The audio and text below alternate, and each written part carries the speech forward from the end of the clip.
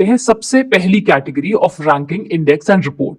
पहले इंडेक्स की बात की जाए तो यह है इंटरनेशनल आईपी यानी इंटेलेक्चुअल प्रॉपर्टी इंडेक्स। ये रिलीज किया जाता है global innovation policy centre of US chamber of commerce के द्वारा।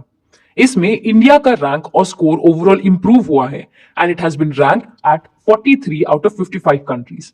टॉप कंट्रीज अगर हम देखें तो वो है USA, United Kingdom and Germany. अगला है हुरून इंडिया वेल्थ रिपोर्ट। इस रिपोर्ट के अनुसार इंडिया में डॉलर मिलियनेयर हाउस होल्ड करीब 11% इंक्रीज हुए हैं अगर इसे 2020 से कंपेयर किया जाए। कोई भी हाउस होल्ड जिसका 7 करोड़ से ज्यादा नेटवर्थ हो वो डॉलर मिलियनेयर हाउस होल्ड कहलाता है और यह भी प्रेडिक्ट किया जा रहा है कि अगले 5 साल में ये 30% तक इंक्रीज होगा। नेक्स्ट है डेमोक्रेसी इंडेक्स। ये रिलीज किया जाता है इकोनॉमिस्ट इंटेलिजेंस यूनिट के द्वारा, जिसमें ये पूरी दुनिया की डेमोक्रेसी के स्टेट के बारे में बताते हैं। ये 5 मेजर्स पे बेस्ड होता है और ये सभी कंट्रीज को कैटेगराइज भी करते हैं, जैसे full democracies, flawed democracies, hybrid and authoritarian. इनमें से इंडिया का रैंक 46 रहा और उसे फ्लॉट डेमोक्रेसी में कैटेगराइज किया गया, जिसे टॉप किया गया है नॉर्वे के द्वारा। और इसी तरह आगे बढ़ते हमारी अगली कैटेगरी में अपॉइंटमेंट्स की। यहां पर हम पहले बात करेंगे India first national maritime security coordinator के बारे में। तो ये बन गए हैं मिस्टर जी अशोक कुमार। इन्हें इंडिया की मैरिटाइम सिक्योरिटी को स्ट्रेंथन करने के लिए अपॉइंट किया गया है। अगला है MD and CEO of air India के बारे में। तो मिस्टर इल्कर आइची को अपॉइंट किया गया है as the new MD CEO. Similarly IndiGo की भी पहले एमडी के बारे में बात कर लेते हैं, जो कि बन गए हैं मिस्टर राहुल भाटिया, जो कि इंडिगो के को फाउंडर भी रह चुके हैं। अगली अपॉइंटमेंट है लॉ मिनिस्ट्री के द्वारा, जिन्होंने रिसेंटली जस्टिस मुनीश्वर नाथ भंडारी जी को अपॉइंट किया है as the chief justice of Madras high court. Next है एसएससी यानी स्टाफ सिलेक्शन कमीशन के बारे में। तो मिस्टर एस किशोर जी को अपॉइंट किया गया है as the chairman of SSC. अगला है अबाउट जेएनयू। तो रिसेंटली मिनिस्ट्री ऑफ एजुकेशन ने संतिश्री धुलीपड़ी पंडित को अपॉइंट किया है as the first women vice chancellor of JNU. अगला एनसीईआरटी के बारे में। National council of education research and training के नए डायरेक्टर बन चुके हैं प्रोफेसर दिनेश प्रसाद सकलानी। और सिमिलरली यूजीसी यानी यूनिवर्सिटी ग्रांट्स कमीशन के नए चेयरमैन है मिस्टर एम जगदीश कुमार, जो कि जेएनयू के वाइस चांसलर भी रह चुके हैं। अगली इंपॉर्टेंट बॉडी है आईबीबीआई यानी इंसॉल्वेंसी एंड बैंक्रप्सी बोर्ड। इसके नए चेयरमैन अब बन चुके हैं मिस्टर रवि मित्तल। अब नेक्स्ट हम 4 कंट्री हेड्स के बारे में बात करेंगे। पहला है पोर्टुगल के प्राइम मिनिस्टर। तो मिस्टर एंटोनियो कोस्टा को री इलेक्ट कर लिया गया है यहाँ के प्राइम मिनिस्टर के रूप में। अगला जर्मनी के प्रेसिडेंट को भी री इलेक्ट किया गया है, तो ये है मिस्टर फ्रैंक वॉल्टर स्टेनमर। नेक्स्ट है बुर्किना फासो, जो कि एक अफ्रीकन कंट्री है, उसके इंटरिम प्रेसिडेंट के बारे में। तो लेफ्टिनेंट कर्नल पॉल हेनरी सांडागो को अपॉइंट किया गया है। आखिरी में first female president of Honduras के बारे में देखते हैं, जो कि एक सेंट्रल अमेरिकन कंट्री है। तो सियोमारा कास्ट्रो को अपॉइंट कर लिया गया है as the 56th president of Honduras. अब चलते हैं अगली कैटेगरी में, जो कि है अवार्ड्स की। Energy meet and excellence award ये ऑर्गेनाइज किया जाता है इंडस्ट्री चेंबर एसोचैम के द्वारा। कोल इंडिया लिमिटेड को India's most trusted public sector company का अवार्ड दिया गया, क्योंकि इन्होंने इंडिया में हुई कोल क्राइसिस को बखूबी हैंडल किया था। अगला है Dada Saheb Phalke international film festival award. इसे मुंबई में ऑर्गेनाइज किया गया। Film of the year award Pushpa the rise को दिया गया। Best film Shershaah, best actor and actresses Ranveer Singh and Kriti Sanon को। नेक्स्ट है लेट माधवराव लिमाय अवार्ड। तो ये इंडिया से नितिन गडकरी जी को दिया गया, जो कि union minister for road transport and highways हैं। इन्हें ये efficient member of the parliament की कैटेगरी में दिया गया। नेक्स्ट है ICC spirit of cricket award 2021। तो इस बार ये मिस्टर डैरल मिशेल, जो कि न्यूजीलैंड के क्रिकेटर हैं, उन्हें दिया गया और ये न्यूजीलैंड के चौथे ऐसे क्रिकेटर हैं जिन्हें यह अवार्ड दिया गया। पिछली बार 2019 में इंडिया से मिस्टर विराट कोहली जी को यह अवार्ड दिया गया था। नेक्स्ट है Laureus world breakthrough of the year 2022 award. तो ये एक एनुअल स्पोर्ट्स अवार्ड है जो इंडिविजुअल्स और टीम को रिकॉग्नाइज करता है, जिसे 1999 में एस्टैब्लिश किया गया। तो अब तक सिर्फ 2 ऐसे इंडियंस थे जिन्हें इसमें नॉमिनेशंस मिले हैं। तीसरे इंडियन बन चुके हैं मिस्टर नीरज चोपड़ा, जिन्हें इसके अंडर नॉमिनेट किया गया है। इसके पहले Indian wrestler Vinesh Phogat and cricket legend Sachin Tendulkar को भी इसमें नॉमिनेट किया गया है। And lastly world game athlete of the year award. तो पीआर श्रीजिश बन गए हैं इंडिया के पहले मेल एथलीट जिन्हें यह अवार्ड दिया गया। बट इनके पहले इंडियन वुमेन्स हॉकी टीम की कैप्टन रानी रामपाल जी को यह अवार्ड दिया जा चुका है। तो ओवरऑल मिस्टर श्रीजिश बन गए हैं इंडिया के सेकंड ऐसे स्पोर्ट्समैन जिन्हें यह अवार्ड दिया गया, जिसमें Alberto Gines of Spain and Italian wushu star runner up रहे। अब चलते हैं हमारी अगली कैटेगरी में, जो कि है बुक्स एंड ऑथर्स की।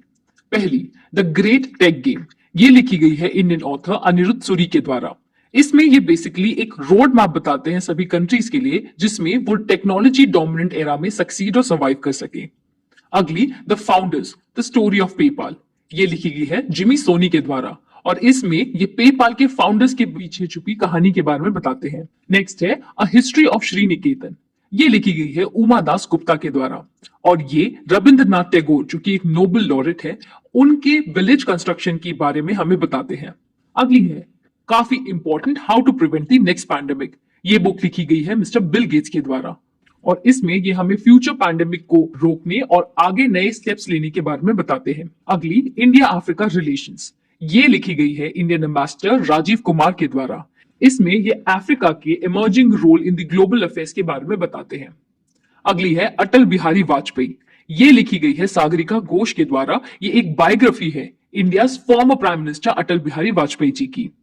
अगली एक और काफी important golden boy Neeraj Chopra, ये लिखी गई है नवदीप सिंह गिल के द्वारा। ये वो है जिन्होंने इंडिया के लिए जैवलिन थ्रो में गोल्ड मेडल जीता टोक्यो ओलंपिक्स में। And lastly India that is Bharat coloniality civilisation and constitution, ये एक ट्रायलॉजी बुक है जो जे साई दीपक के द्वारा लिखी गई है जिसमें ये इंडिया की हिस्ट्री को बताते हैं यूरोपियन कोलोनियलिज्म से। स्टैच्यू ऑफ लिबर्टी के बारे में तो आपने सुना ही होगा, बट क्या आप जानते हैं स्टैच्यू ऑफ इक्वालिटी के बारे में? क्या आपको पता है ये कहां पर सिचुएटेड है? अगर नहीं तो हमारे नेशनल न्यूज की कैटेगरी तक वेट कीजिए। और हाँ, अगर आपको हमारा ये सेशन अच्छा लग रहा है तो आप हमारे करंट अफेयर्स के कोर्स में भी एनरोल कर सकते हैं जिसका लिंक डिस्क्रिप्शन में दिया हुआ है। तो आगे बढ़ते हैं अगली कैटेगरी में जो कि है स्पोर्ट्स की। Singapore weight lifting international event, ये हुआ था सिंगापुर में और Indian weight lifter Mirabai Chanu ने यहां गोल्ड जीता 55 केजी की कैटेगरी में। नेक्स्ट है यंगेस्ट प्लेयर जिन्होंने वर्ल्ड नंबर 1 मैग्नस कार्लसन को हराया, तो ये है इंडिया के 3 चेस ग्रैंड मास्टर रमेश बाबू प्रगनंदा जो कि 16 साल के हैं और ये तीसरे ऐसे इंडियन ग्रैंड मास्टर है जिन्होंने मैग्नस कार्लसन को हराया आफ्टर विश्वनाथन आनंद एंड पेंटला हरिकृष्णा। अगला अबाउट द विंटर ओलंपिक्स 2022 जो कि बीजिंग चाइना में हुए थे। इसका मास्कॉट है बिंग ड्वेंड्वेन। इंडियन टीम को रिप्रेजेंट कर रहे थे आरिफ खान जो कि फ्लैग बेयरर थे ओपनिंग सेरेमनी में भी। नॉर्वे ने ओवरऑल मेडल टैली को टॉप किया और इंडिया ने कोई मेडल नहीं जीता। 2026 के विंटर ओलंपिक्स अब इटली में होंगे। अगली न्यूज है about the first player history में जिन्होंने अपने फर्स्ट क्लास डेब्यू में ही ट्रिपल सेंचुरी मारी, तो ये है साकिब उल गानी बिहार से जिन्होंने 405 बॉल में 341 रन स्कोर किए। Next about the FIFA club world cup champions, तो चेल्सी जो कि एक इंग्लिश क्लब है उन्होंने ब्राजीलियन क्लब पैल्मेरस को हराया। इन्होंने ये चैंपियनशिप पहली बार जीती बट ये तीसरी इंग्लिश टीम है after Manchester United and Liverpool जिन्होंने ये चैंपियनशिप जीती। इसके फाइनल्स अबू धाबी में हुए थे।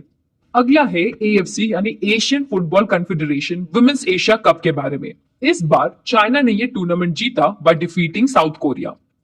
ये इसका 9th एडिशन था और इसके finals D Y Patil stadium Navi Mumbai में हुए। इसमें मोस्ट वैल्यूएबल प्लेयर वैंग शानशान थे। अगला काफी important ICC under 19 world cup, ये जीता गया इंडिया के द्वारा बाय डिफीटिंग इंग्लैंड और अब इंडिया ने ये world cup record 5th time जीता है और इंडिया ऐसी करने वाली पहली टीम बन गई है। ये इवेंट हुआ था एंटीगुआ में और इसी के साथ यश धुल बन गए हैं 5th इंडियन कैप्टन जिन्होंने ये टाइटल जीता और player of the series to Dewald Brevis.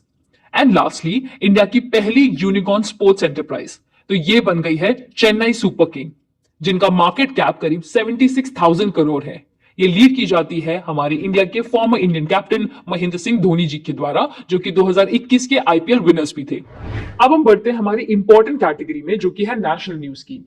तो इंडियन इंस्टीट्यूट ऑफ टेक्नोलॉजी यानी आईआईटी सेटअप करने वाला है अपना पहला इंस्टीट्यूशन आउटसाइड द कंट्री जिसकी पहली ब्रांच होगी यूनाइटेड अरब एमिरेट्स में। नेक्स्ट हम एक स्कीम देखेंगे जो कि door step distribution of crop insurance policies के लिए है, हमारे सभी फार्मर्स के लिए। ये है मेरी पॉलिसी मेरे हाथ और इसे लॉन्च किया जाएगा अंडर द प्रधानमंत्री फसल बीमा योजना। Ministry of agriculture and farmers welfare इसे लॉन्च करेंगे। नेक्स्ट हम बात कर रहे हैं न्यू इंडिया लिटरेसी प्रोग्राम के बारे में। तो इस प्रोग्राम के तहत हम सिर्फ एडल्ट एजुकेशन नहीं बल्कि एजुकेशन फॉर ऑल की बात कर रहे हैं जिसे फाइनेंशियल ईयर 2022 से 27 के लिए लॉन्च किया गया by the ministry of education. इसमें हम उन सभी नॉन लिटरेट्स को भी इंक्लूड करेंगे जो 15 साल या उससे ज्यादा उम्र के हैं। अगली स्कीम हम देख रहे हैं फॉर इकोनॉमिक एम्पावरमेंट ऑफ डीएनटीज, यानी कि D notified nomadic and semi nomadic tribal communities. तो ये काफी बैकवर्ड कम्युनिटीज होती है, इसलिए इनके एम्पावरमेंट के लिए हमने इसे लॉन्च किया है, जिसमें कैंडिडेट्स को कॉम्पिटिटिव एग्जाम के लिए कोचिंग, हेल्थ इंश्योरेंस और लाइवलीहुड दी जाएगी। ये ministry of social justice and empowerment के द्वारा लॉन्च की गई है। अगली एक काफी इंपॉर्टेंट अनाउंसमेंट है इंडियन गवर्नमेंट की, जिसमें हम डीजल को रिप्लेस करने वाले हैं एग्रीकल्चर सेक्टर में बाय 2024, और ये रिप्लेस किया जाएगा रिन्यूएबल एनर्जी से। ये सब हम इसलिए कर रहे हैं ताकि हम एक नेट जीरो एमिटर बन सके 2070 तक। अगला एक बहुत अच्छा रिकॉर्ड बनाया गया है हमारे इंडिया के द्वारा, longest highway tunnel of the world. ये है अब अटल टनल, जो कि पीर पंजल रेंज में है। ये करीब 10,000 फीट की ऊंचाई में है और ये रिकॉर्ड किया गया है वर्ल्ड बुक ऑफ रिकॉर्ड्स के द्वारा। ये रोहतांग पास में करीब 9.2 किलोमीटर लंबी एक हाईवे है। नेक्स्ट है इंडिया का पहला बायोमास बेस्ड हाइड्रोजन प्लांट। तो इंडिया का ऐसा पहला कमर्शियल प्लांट मध्य प्रदेश में बनाया जाएगा, जिसमें ये 30 टन ऑफ बायोमास से 1 टन का हाइड्रोजन जनरेट करेंगे, प्रोड्यूस करेंगे। अब देख लेते हैं वो कंट्री जिन्होंने पहली बार कोविड डीएनए वैक्सीन एडमिनिस्टर की। तो ये कोई और नहीं, इंडिया है, जहां जाइडस कैडिला ने जाइकोविड प्रोड्यूस की, और ये दुनिया की पहली प्लाज्मिड डीएनए वैक्सीन है, जिसे पहली बार पटना में एडमिनिस्टर किया गया। तो अगला है काफी इंपॉर्टेंट परम प्रवेगा। ये इंडिया का सबसे पावरफुल सुपर कंप्यूटर है, जो नेशनल सुपर कंप्यूटिंग मिशन के अंदर बनाया गया है। इसे Indian institute of science IISc Bengaluru में इंस्टॉल किया गया है। इसे CDAC centre of development of advance computing के द्वारा डिजाइन किया गया। इसकी टोटल सुपर कंप्यूटिंग कैपेसिटी करीब 3.3 पेटाफ्लॉप्स है। नेक्स्ट देखते हैं कुछ नई रामसर साइट्स के बारे में। रामसर साइट सभी वेटलैंड्स को कंजर्व करने के लिए बनाई जाती है, और अभी recently Khijadiya bird sanctuary of Gujarat और Bakhira wild life sanctuary Uttar Pradesh की बन गई है नई साइट्स, और अब टोटल 49 रामसर साइट्स है इंडिया में। And lastly statue of equality, ये सेंट रामानुजनाचार्य का बनाया गया है, जो कि पंचलोहे से बनाया गया। ये हैदराबाद तेलंगाना में सिचुएटेड है, जो करीब 216 फीट लंबा है। Saint Ramanujacharya Indian philosopher, Hindu theologian, social reformer और इंपॉर्टेंट वैष्णवा सेंट भी रहे हैं। अब हम देख लेते हैं इंटरनेशनल न्यूज की। सबसे पहले कुछ एक्सरसाइजेस देख लेते हैं, जैसे कि एक्सरसाइज धर्मा गार्डन। ये एक जॉइंट मिलिट्री एक्सरसाइज है between India and Japan. Next है मिलान एक्सरसाइज। ये एक बाइएनियल मल्टीलैटरल नेवल एक्सरसाइज है, जो इंडिया में होगी। इस बार की इसकी थीम है camaraderie, cohesion and collaboration. Next exercise cobra warrior. ये भी एक मल्टीनेशनल एयर एक्सरसाइज है, जिसमें इंडियन एयरफोर्स पार्टिसिपेट करेगी, पर यह होने वाली है यूनाइटेड किंगडम में। नेक्स्ट है ब्रिज 6 एयर एक्सरसाइज। ये air forces of India and Oman के बीच एक एक्सरसाइज है। अगली इंपॉर्टेंट इंटरनेशनल न्यूज है अबाउट रशिया, जिन्होंने रिसेंटली यूक्रेन पर अटैक किया और उसे इन्वेड किया। इस न्यूज से रिलेटेड हमने सारी बातें इस वीडियो में कवर की है, जिसको आप यहां से एक्सेस कर सकते हैं। नेक्स्ट हम बात कर रहे हैं पहली कंट्री के बारे में जिन्होंने इंडिया के यूपीआई का प्लेटफॉर्म इस्तेमाल किया है। तो ये है नन अदर देन नेपाल, जो कि पहली कंट्री बन गई है ऐसा करने वाली, और इससे इनकी डिजिटल इकोनॉमी काफी ज्यादा ट्रांसफॉर्म होने वाली है। यूपीआई को एनपीसीआई के द्वारा डेवलप किया गया है। नेक्स्ट हम देख लेते हैं ऐसा पहला बैंक जो मेटावर्स एंटर करने वाला है। तो it is the JP Morgan bank, जिन्होंने अपनी शॉप मेटावर्स में खोल ली है। ये यूएसए का सबसे बड़ा बैंक है और इन्होंने अपना लाउंज डिसेंट्रलैंड में खोला है। नेक्स्ट हम देख लेते हैं ऐसी पहली कंट्री जिन्होंने सिविल स्पेसेस में ड्रोन्स को अलाउ किया है। तो इट इज इजराइल। यूएवी का मतलब होता है अनमैन्ड एरियल व्हीकल्स, जिन्हें अब एनवायरमेंट, एग्रीकल्चर और पब्लिक वेलफेयर के बेनिफिट्स के लिए इस्तेमाल किया जाएगा। अगली इंपॉर्टेंट न्यूज है इमरजेंसी इन कनाडा के बारे में। तो यहाँ के लीडर जस्टिन ट्रूडो ने इमरजेंसीज एक्ट को इन्वोक किया, जिससे गवर्नमेंट को पावर मिल जाती है ताकि वो टेम्पररी पब्लिक असेंबली, ट्रैवलिंग और मोबिलाइजेशन को रेस्ट्रिक्ट कर सके। ये सब इन्होंने एंटी वैक्सीन मैंडेट के ऊपर रोक लगाने के लिए किया था। अगला देख लेते हैं कि इंडिया कौन सी कंट्री को आधार बिल्ड करने में मदद कर रहे हैं। तो ये है श्रीलंका, जिनके लिए हम यूनिटरी डिजिटल आइडेंटिटी फ्रेमवर्क यानी कि आधार में हेल्प करेंगे लॉन्च करने में, और इसे इंप्लीमेंट किया जाएगा as a national level programme. अगला है टेक अ ब्रेक इनिशिएटिव। तो ये major social media platform Instagram के द्वारा लॉन्च किया गया है, जिसमें वो यूजर्स जो ज्यादा इस्तेमाल करते हैं उनके लिए इसे बनाया गया ताकि वो ब्रेक ले सके। नेक्स्ट है इंटरनेशनल स्पेस स्टेशन के बारे में, जो अब रिटायर करने वाला है। इसका पहला पीस रशियन रॉकेट के थ्रू 1998 में लॉन्च किया गया था, और अब 2031 तक इसके सारे ऑपरेशंस बंद हो जाएंगे और इसे क्रैश कर दिया जाएगा पैसिफिक ओशन के पॉइंट नीमो में। एंड लास्टली इंडिया के ट्रेडिंग पार्टनर के बारे में देख लेते हैं 2021 के।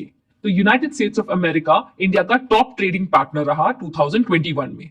सेकेंड में थे